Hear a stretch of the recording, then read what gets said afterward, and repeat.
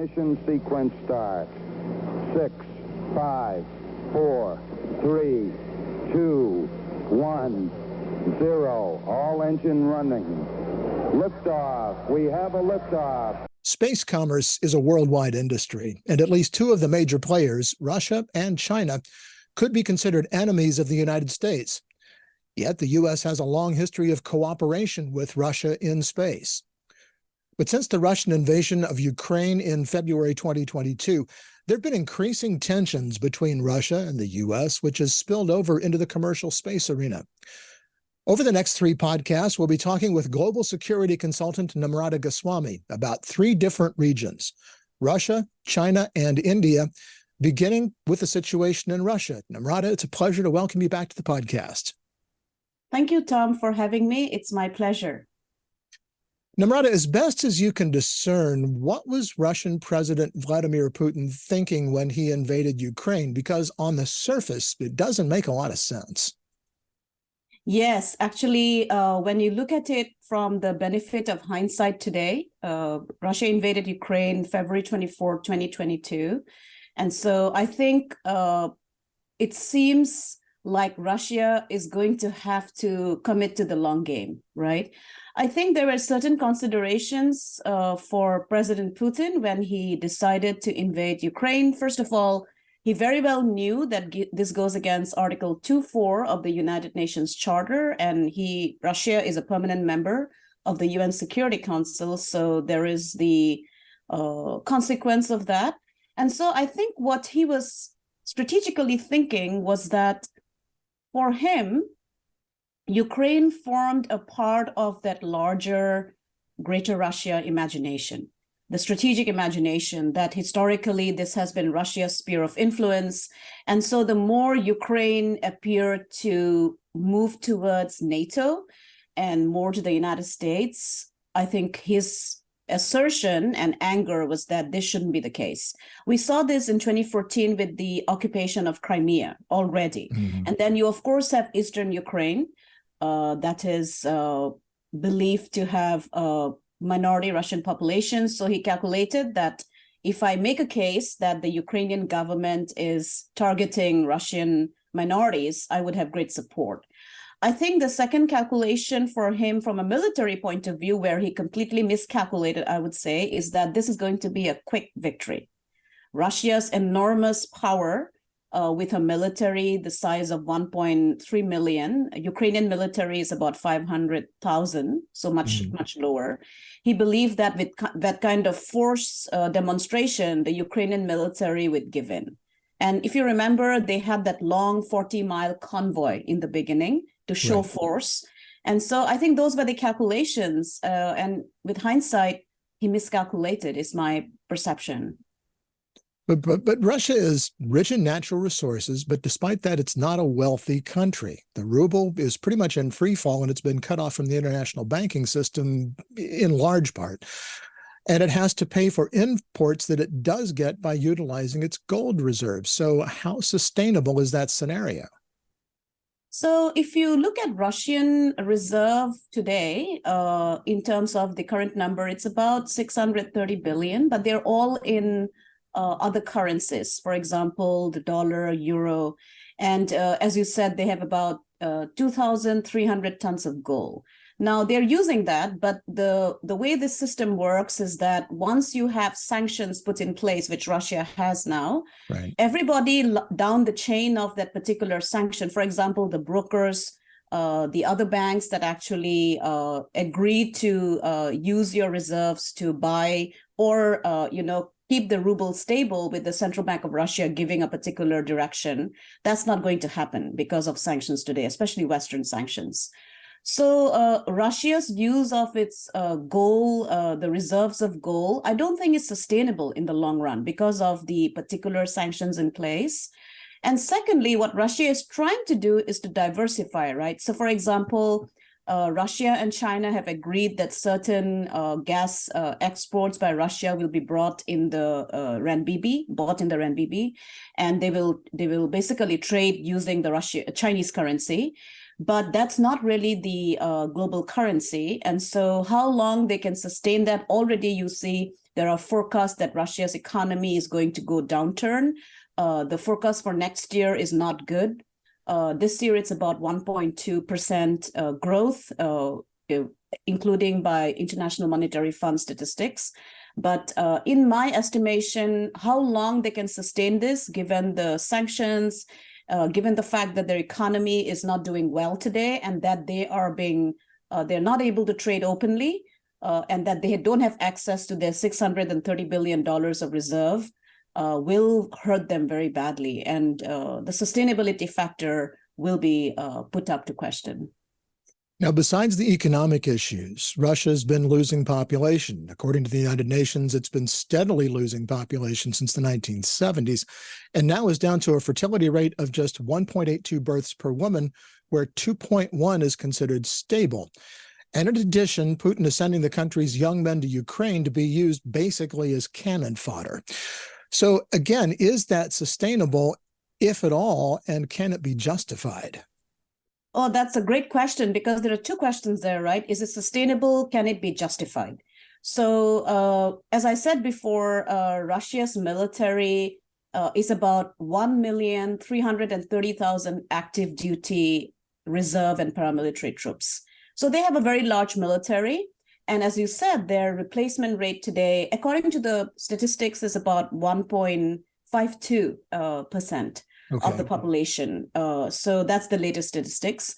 Ukraine actually has a lower statistics than Russia. So as I said, the Ukrainian military is about 500,000 military, and their replacement rate is about 1.3%. So, and Ukraine, it's interesting because the Russian median age is about 39, Ukraine is about 44.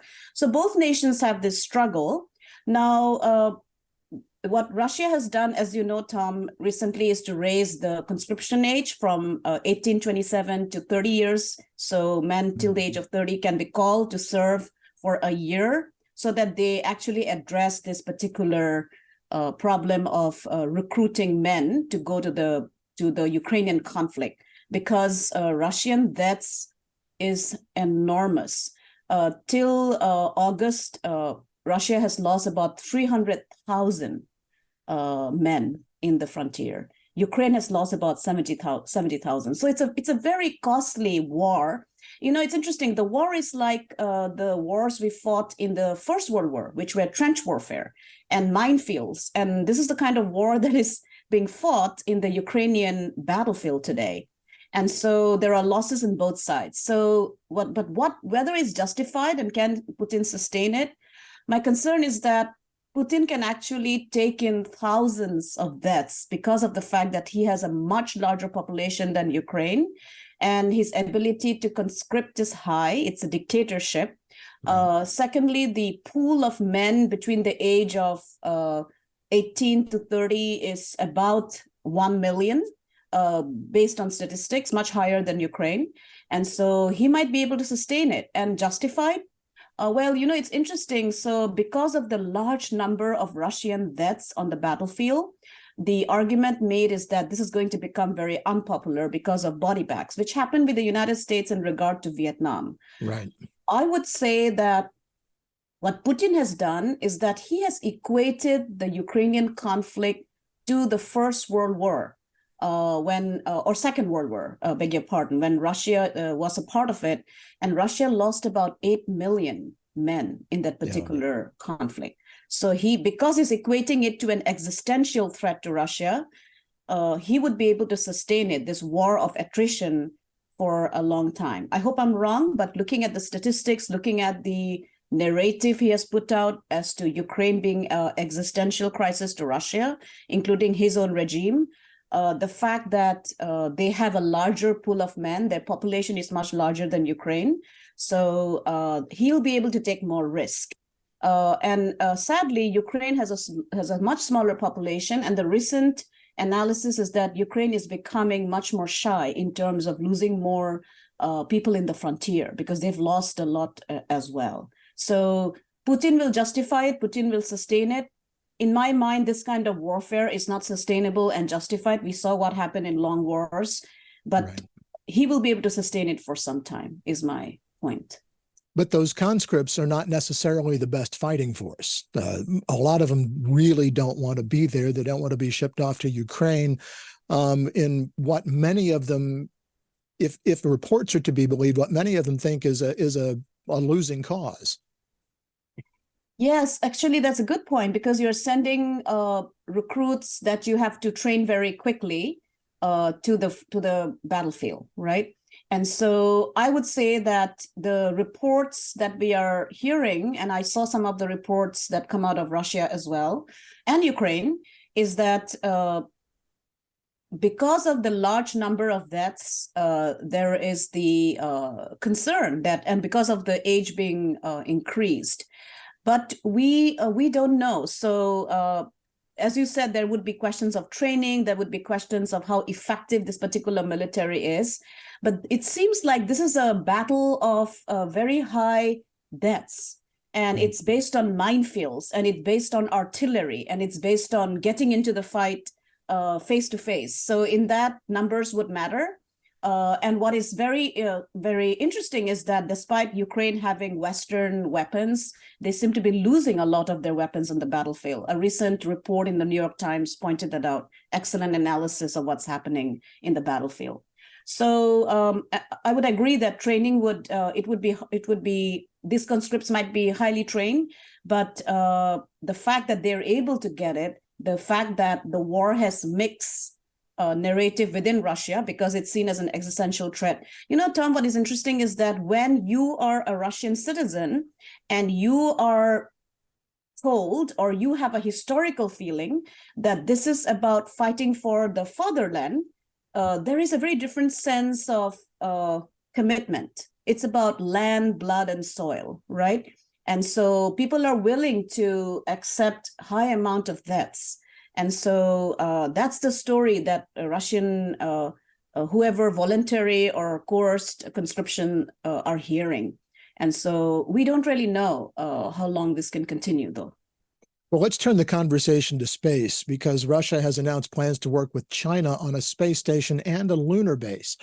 But is that feasible, or is it merely a pipe dream? So Russia and China agreed to work together on an international lunar research station in 2021. And so, no, it's not a pipe dream. They actually continue to have that particular relationship. They have announced certain goals collaboratively. And so the idea is that with China's collaboration, Russia will be able to construct a research station on the moon by 2036. And given the fact that China, which is the lead actor in this particular relationship, is able to demonstrate lunar missions successfully, including soft landing on the far side and bringing back samples and showing us how construction might be possible in space. They've already successfully constructed their permanent space station in today's age. So I would say that the commitment will continue. Now, having said that, it's also interesting to know that the China-Russia relationship is occurring at the time where Russia's weaknesses are also getting exposed, right? In terms of the ability to win a battle quickly in Ukraine, the effectiveness of the Russian military, the effectiveness of Russia's cybersecurity, space ability, and now, of course, ability to go to the moon has been questioned. So that could create certain actually bargaining points where China is going to completely lead this effort, because China is the country that actually has the capability today. And so, but having said that, because of strategic purposes, because of the fact that China wants partners in its international lunar research station, that includes Venezuela, the relationship will continue. And we'll talk about Luna 25 in just a little bit, but let's stay with Russia and its current space program for a moment, because they say they're ostensibly leaving the ISS partnership in 2028, but that date does seem to continue to slip. Will they really leave, in your opinion, and what would be the cost to their space program? So Russia has been stating for some time, since 2022, before they invaded Ukraine, that they want to leave the International Space Station. and build their own station or collaborate with China, right? They haven't said officially whether they'll collaborate with China. And recently, what is interesting is that Russia put out a statement saying that they want to build a space station in collaboration with the BRICS nation, which is Brazil, India, and China. And as you know, China and India are major space powers.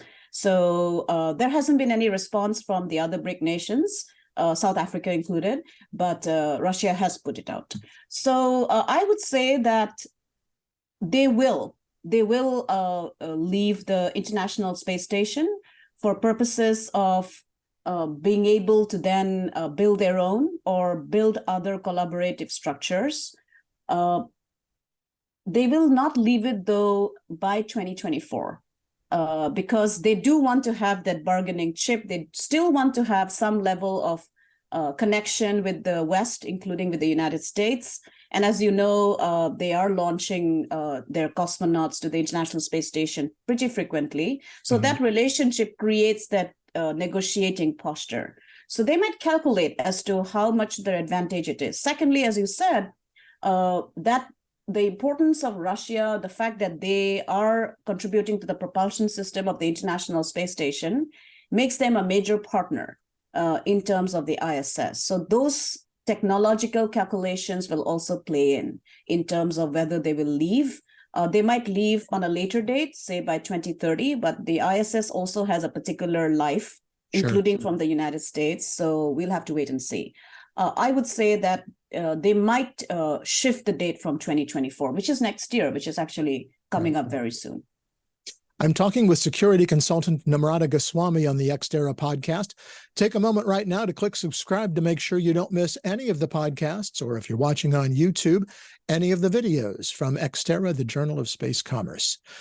Now, the U.S. and Russia are still cooperating in space, and later this month, Roscosmos astronaut Konstantin Borisov will fly as part of the Cruise 7 mission to ISS aboard SpaceX Dragon 2 capsule. Now, do you see any chance of this type of cooperation continuing after Russia leaves the ISS partnerships, and what are the implications for those international relations? Can you repeat the question again so that I can give you a specific answer? Sorry. Yeah, it basically is because Russia is still sending cosmonauts, as you said, and one of them is going to fly on Cruise 7. Are there implications to their participation in ISS beyond where they might say they want to leave the International Space Station partnership? Do you think they'll continue to send crew on American commercial rockets? Yeah, so I would say that I asked you to repeat it because this question is very strategic and the United States needs to think through this as well. Right. So there are certain developments with Roscosmos that needs to be considered now. As you know, the International Space Station, the agreement was done between Bill Clinton and Boris Yeltsin. It was not Putin. And they agreed to come together for the purposes, the fact that the Cold War ended and that there was the absolute strategic rationale to build something together and to show the world that two countries that were adversaries in the Cold War can actually collaborate. Now, fast forward to today, Roscosmos is also changing in terms of its basic make. So, for example, what has come to my notice, including based on open source reporting, is that Roscosmos is now actually taking part in terms of recruiting for the Ukraine conflict. Mm-hmm. So they have a regiment called the Ural Regiment that includes employees from Roscosmos. So when somebody joins from Roscosmos to this particular regiment, they are given a $1,200 bonus, and supposedly their salary is much higher than other members of Roscosmos. Roscosmos posters, including that particular regiment, taking pictures with spacecrafts have been used for recruitment purposes as well. And so given that shift and given that critical change in Roscosmos, not just as a simple civilian space agency, which is the reason why NASA collaborates with Roscosmos, but the fact that they are directly contributing to the invasion of Ukraine, including the war efforts, I think there is serious consideration as to whether this is to the advantage of countries coming together in the International Space Station with a particular nation whose space agency that sends those cosmonauts is contributing directly to the war effort in Ukraine. So I would say that times have changed since the 1990s when this particular agreement was put in place. There is a lot of investment in it. There's also a lot of technological collaboration. There is the feel-good factor that you're collaborating with a country that you usually do not see as a like-minded player. And so all those feel-good factors are actually getting challenged today, given the fact that Russia's space sector and the aerospace industry is contributing to the war effort. So to justify that kind of long-term collaboration without a shift in the circumstances that all these nations find themselves is going to be something that NASA and the United States also needs to reconsider, in my perspective. As you pointed out, Roscosmos is a civilian agency, and yet it's a government agency, much like NASA is. So that begs the question, is there a Russian analog to Elon Musk or to Jeff Bezos? Can they develop a commercial space program even in the long term? So that question actually is something that I have also thought through. For example, when the United States announced the Artemis Accord to go back to the moon. And today, actually, India is a signatory to the Artemis Accords, which is a major feat in United States space diplomacy. But it's also interesting that the Artemis Accord and every US effort since George W. Bush has very much focused on building the private sector. Right. Now, I say this because I was looking at Russia at the same time. And Russia, of course, came up with statements pointing out that the Artemis Accord is not legal. It's an effort to colonize the moon. It's an effort to privatize the moon. They do not believe in private industry taking the lead in building technology. So in that scenario, I do not see Elon Musk-like character being able to sustain or build their space agency in Russia. So what is interesting is that while you have Russian commercial companies, they continue to follow a model from the Soviet Union time, which is a very centralized control model of decision-making and resource distribution. And so what is fascinating is that while on paper, you would see that these farms are projected as private farms, but then when you actually look into their organization and institutional structure, they are partially private and follow a very determined path where Roscosmos is the leading agency. An example from history is that Russia formed the International Launch Services, ILS, in 1995. It was a joint venture between, I think, Lockheed Martin, Khrushchev, and Energia, and it was a subsidiary of Roscosmos.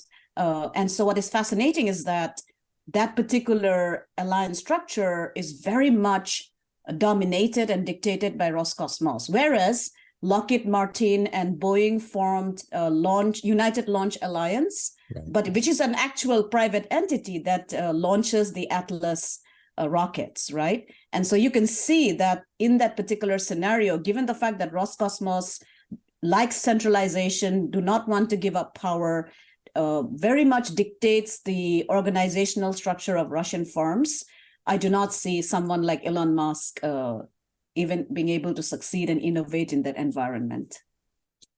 We talked a little bit earlier about Luna 25, which was Russia's first lunar mission in 25 years. And that unfortunately crashed while attempting to land, I guess, just yesterday, Sunday, as we record this podcast.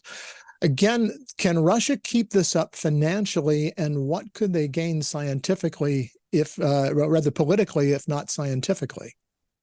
So Russia actually had announced a lunar program in 2018, and their program was about, of course, launching the Luna 25, but a long-term program of building an orbiter module and finally a habitation module by 2040. And then, as you know, given that particular mapping, which very much coincided with China's lunar program that has very similar ambitions, they collaborated and signed a memorandum of understanding. So in that model, I would say that China will also contribute to the effort, might contribute in terms of financial investment. Russia would contribute in terms of scientific and technological know-how, but China is also a leader now in terms of building lunar program, have done things that Russia hasn't done. So fast forward to yesterday. So the Luna 25 was a demonstration model. I think if I remember right, the Luna 24 was last launched in 1976. And since then, Russia has not gone back to the moon. Russia has not showcased current technology to soft land on the moon. So I would say that the failure of the Luna 25 and the fact that they were not able to control the rocket boosters and slow down the aircraft and control it tells you that they are working on or did not have time to simulate enough as to how do you deal with such a scenario, right? How do you correct it? I know lunar landings are hard. India tried in 2019 to land on the lunar South Pole and failed. Japan failed this year. But Russia also has institutional knowledge. So I would say fast forward to today, maybe they did not carry forward that institutional knowledge. It's lost because the older generation of scientists are no more, and the younger generation do not have that kind of access to that kind of expertise. As you know, Russia is also having a brain drain in its expertise and technological capability. So given all that, I would say that the only way Russia can sustain this is to collaborate with China in terms of financial commitment and agreement. Now, politically, what would have Luna 25 accomplished if it succeeded? So it would have shown to the world that Russia still has the capability, is a major space power, has the ability to land on the moon today, which even the United States does not have, and is trying to build through the Artemis Accord and the Commercial Lunar Payload Service Program. Right. And so that would have showed Putin in a very good light, right? That politically, that would have been a message Putin would have sent to, for example, the European Space Agency that cancel all the lunar agreements with Russia, that Russia can do it alone, does not need the electronics with the European Space Agency. But they failed, right? They crashed, which is tragic. Any mission that fails in space makes you feel, tragic about it.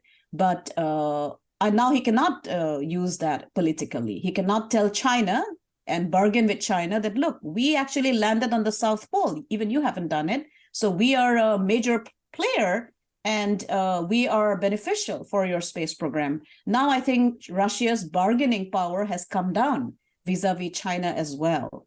So the political implications of the Luna 25 failing is rather stark. You talked a little bit about the ISS, and we know that it is scheduled for decommissioning probably around 2030. And NASA has talked a lot about giving that over to commercial enterprises. And there are a lot of companies, I think 4, that are trying to develop private commercial space stations. When you talk about Russia and how they'll continue to do their microgravity experimentation and those kinds of things, how important is it for them to be able to have access to those private space stations? Do you think they will, or will they be reliant on China then and the Chinese space station that was recently assembled? Yeah, so if you look at the fact that they would need access to do those microgravity tests will remain important scientifically, right?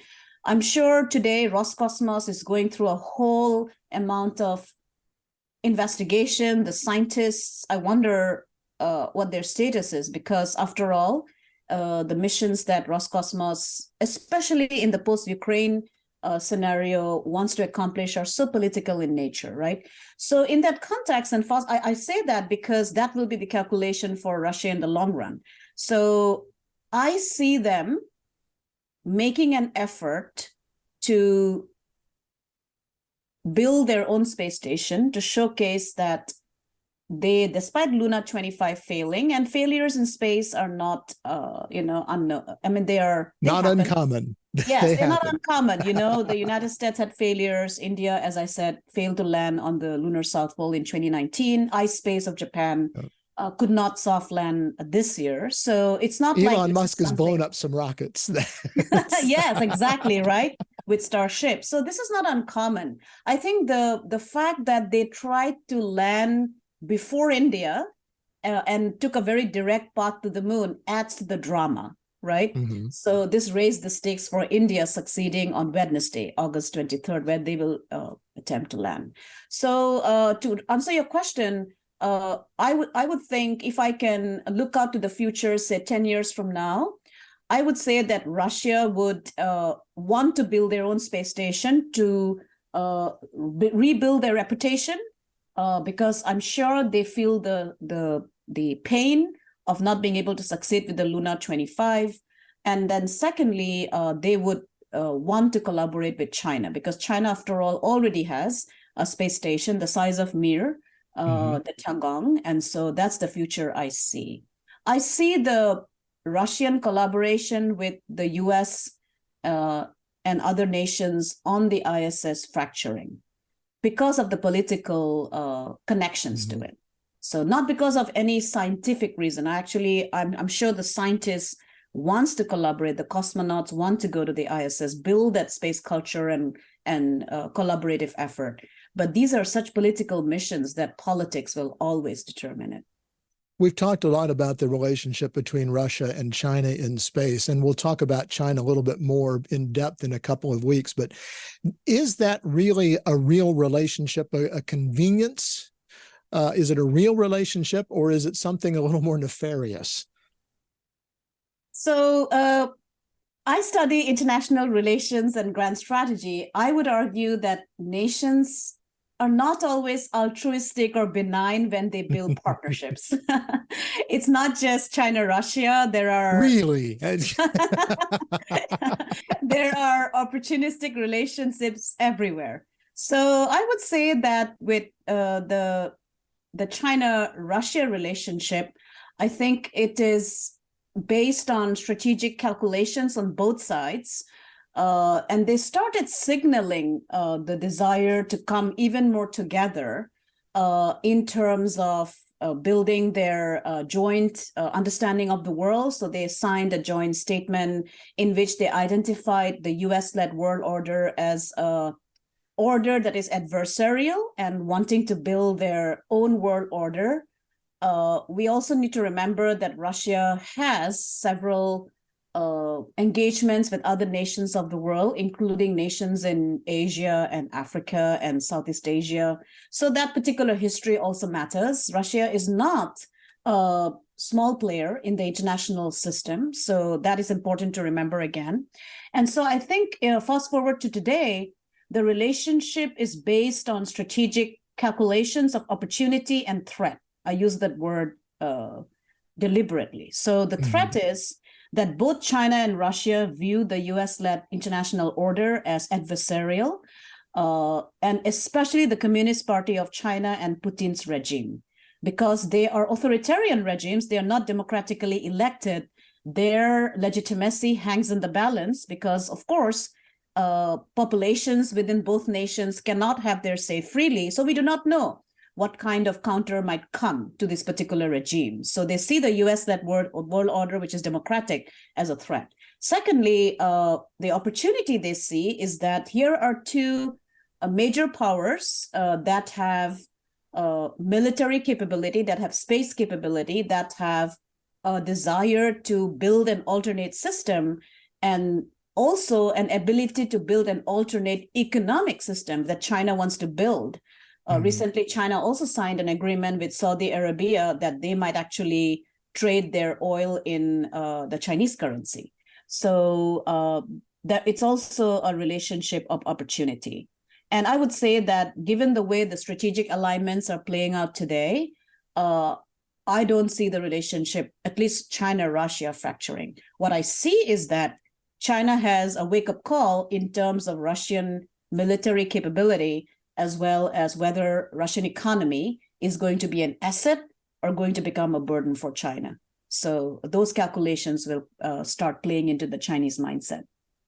India is going to be our third in our series here of talking about these relationships, but they and the Soviet Union and now Russia have enjoyed relatively warm relations. But when the invasion of Ukraine first took place, India seemed defensive of and partial to the Russian position. It's now become apparent that the Modi government is kind of taking a harsher view of Russia recently. So what are some of the factors that have brought on that change? Yeah, so that is a great topic to think through. So as you said, when Russia was invaded in February 2022, India was hesitant to agree to United Nations resolutions, especially those brought by the US, that this is a threat to international peace. At that time, India was a member of not a permanent P5 member, but a member of the UN Security Council. And I listened to the Indian representative saying that we abstain, right? And so I think the reasons for abstention was that India has had a long-term relationship with Russia, including the Soviet Union. It's a relationship based on a long history. So it's not very easy for two nations that have a long historical relationship that actually is not just state to state, but societal level. There were a lot of exchanges between generations, including my father's generation during the Soviet Union. So there was this relationship of friendship. Russia came to India's support during India's 1971 war with Pakistan. Soviet Union came to the support of India. So India remembers all that. So I think all that played in. The other more tactical calculation was that India is dependent on Russian military hardware, including fighter planes and their parts and components and maintenance. So to go against a nation on whom you're dependent for your security could be a big strategic blunder for you, right? So those calculations played in. But as you see today, Modi is taking foreign policy postures that is strategically partnering with the United States. Modi visited the US this year, and India, as you know, signed the Artemis Accord, which was actually a big signal to Russia, because Russia has been very critical of the Artemis Accord. And so I think the reasons why this particular Indian foreign policy posture has come about is that it's connected also to India's own internal calculations and strategic thinking. So we tend to think that when nations take foreign policy decisions, they are decisions based on a particular country's relationship with just that country. But the fact that at the time when China-Russia were coming together and China signed several agreements with Russia signed several agreements with China, President Putin visited China just before China invaded Ukraine. President Xi Jinping visited Russia this year and penned an op-ed in Xinhua saying that the relationship is the most important relationship. At the same time, China was escalating its border conflict with India. India-China has a disputed border in the northeast of India, an area where I originate from, and also in the northwest of India, which is close to Kashmir and Ladakh. And China claims a lot of territory, which is governed by India. For example, Arunachal Pradesh, a state in northeast, and Aksai Chin area. And the fact that the conflict after several years got very aggressive in 2020, where Indian military personnel lost their lives, the fact that China is continuing to intrude into the Indian side of the line of actual control, and at the same time, China-Russia relationship is getting closer, I think it is a signal to Russia that there are consequences to partnering with another country and getting closer to another country when that particular country is threatening India's sovereignty and territorial integrity. So those are the reasons why I think India is taking those decisions. Now, coming to space, Russia has had a lot of delays in terms of its own missions because it's completely concentrated on the Ukrainian conflict. Indian astronauts trained in the Yuri Gagarin Cosmonaut Training Center. But this year, India signed an agreement with the United States called the Comprehensive Partnership Agreement, where Indian astronauts will train in the Johnson Center for the first time. So you can see that India is taking these decisions, which are also very tactical decisions, which is the nation that is actually able to meet your goals and deadlines and has the ability to enable your own technological base as well. So that also are part of the Indian calculation based on India's national interest. We are just about out of time, Namrata, but I want you to look out over the next 10 to 15 years and talk about the role that Russia might be able to play in space commerce. So, Russia did take efforts to build a commercial sector. But this was not under President Putin. So I think the one thing that especially when we talk about space commerce, because as you know, and we'll talk about this more when we speak about India, India also recently took a decision to completely privatize its space manufacturing. And so that's a big shift for India, which had a very Russian model before the 2023 Indian official policy. And we see how the private sector has actually built American capability. I mean, without SpaceX and Blue Origin, America would not have the launch systems it has today to go to the International Space Station, for example, through SpaceX's launch capability, right? And so before that, it was dependent on Russia. So you can see the importance of private space for Russia. So what is interesting is that in 2010, Russian President Medvedev launched the, I don't know how they pronounce it, but it's called the Skolkovo Innovation Center. And that included space and telecommunication cluster.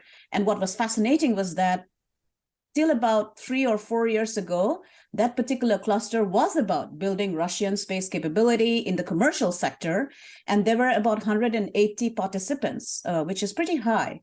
And one of the participants called Daria Aerospace actually won a contract in 2012. And they launched 2 Perseus M microsatellites in the United States in 2014. And Daria is still active. So I would say that if I look out 10 years, the one thing that Russia might learn a lesson with its centralized state-owned, state-built space sector, they've been suffering several, problems with their launch systems as well, that maybe the state centralized system does not work with the Lunar 25 failing as well. Maybe you do need to innovate. Maybe you do need to build your private space sector. And you do have examples where this effort had already been put in place. And so I would say that in the next 10 years, maybe in the next, say, 2 years, Russia will have a change in its space policy to actually encourage its private space sector. Now, having said that, private space sector requires funding. And that is the big issue where India and the US are taking decisions to fund their private space sector. With the Ukrainian conflict, with the sanctions, the funding could be a major issue because you need money to test your systems. And so in the next 10 years, because space takes a long time to build, while they might take a decision to support space commerce within their own structure, learn lessons from the Lunar 25 failure, they will still face major challenges in regard to funding and finding investments, given the sanctions that are in place today. And again, there's no Elon Musk or Jeff Bezos with very, very deep pockets who are willing to spend a lot of it to advance their dreams about space.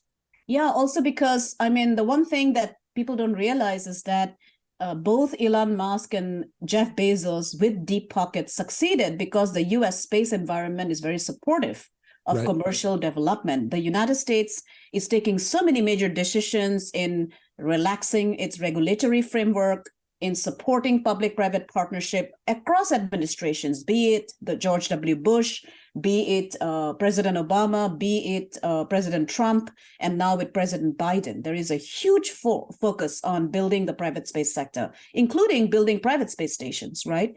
So Russia does not have that supportive framework. And so even if you have Elon Musk in Russia, the fact that he or she will never be allowed to be independent in terms of innovation, there will be too much intrusion from the Russian space sector. There will be Roscosmos anxieties that will spill over. And there is a lot of corruption in the Russian space sector as well. So the overarching framework to support the rise of Elon Musk-like character is very limited in the Russian scenario. Well, and of course, it's fairly obvious that SpaceX would not be where it is today without a lot of U.S. government, a lot of U.S. taxpayers' money that went into government contracts. So there's always that dynamic as well. Namrata, we are out of time, but I look forward very much to these next couple of podcasts when we talk about China and India. So thank you very much, and we'll see you soon. Thank you, Tom. It's a wonderful pleasure to talk to you. Namrata Goswami is an international security consultant and will be taking next week off from the podcast for the Labor Day holiday. But when we return in 2 weeks, Namrata will join us again and we'll discuss China's role in space commerce. And that's going to do it for this edition of the Ex Terra Podcast. You can subscribe to the audio version of the podcast on Spotify, Apple Podcasts, Google Podcasts, Audible, and many other popular podcasting platforms. Be sure to click on subscribe so you don't miss an episode of the podcast or any of our other videos. You can also get daily space commerce news at xterrajsc.com. And one thing more, be sure to follow us on LinkedIn and follow us on X at xterrajsc. Until next time, I'm Tom Patton. Thanks for joining us. I wanna go faster, faster. Hands in the air, we're gonna crash. Searching for the answers, like Galileo, through his looking glass. Thirst for reason, our dreamer's eyes we gaze into, a sense of purpose, know my view. Like finding water on the moon.